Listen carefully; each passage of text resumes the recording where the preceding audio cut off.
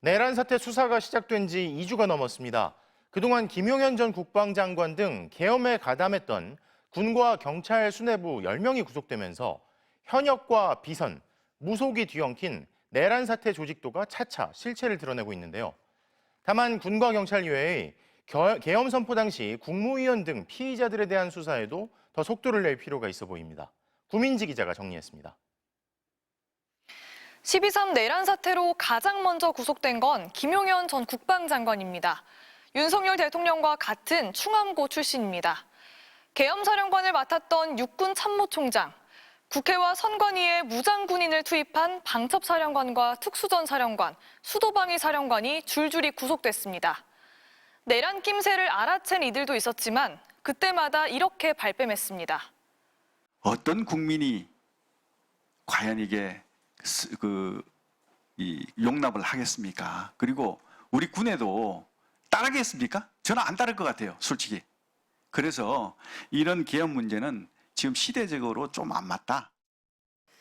계엄 3시간 전 윤 대통령과 함께 삼청동 안가에서 만난 경찰 1, 2인자도 모두 구속됐습니다.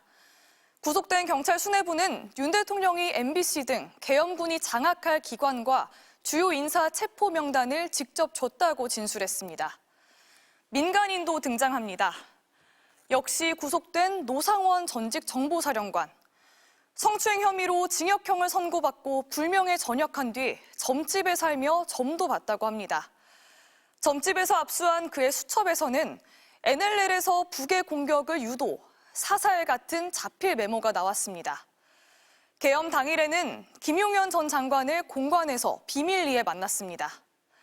또 집 근처 롯데리아에서는 햄버거를 먹으며 현역 군인들과 2차례 계엄도 모의했습니다. 계엄 이틀 전에는 구속된 문상호 당시 정보사령관 등 4명이, 계엄 8시간 전에는 탱크 부대장과 구속된 전 국방부 수사본부장 등이 모였습니다. 현역과 비선, 무속까지 뒤엉킨 조직도가 실체를 드러내고 있는 겁니다.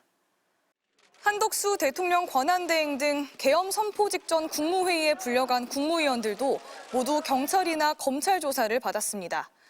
한덕수, 이상민, 박성재 등 모두 10명입니다. 의원들의 비상계엄 해제 투표를 방해한 혐의로 고발된 추경호 전 국민의힘 원내대표도 2번째 소환 통보를 받았습니다. 지금까지 모두 10명이 구속됐습니다.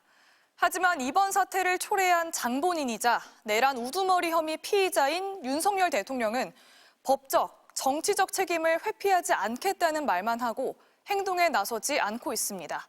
MBC 뉴스 구민지입니다.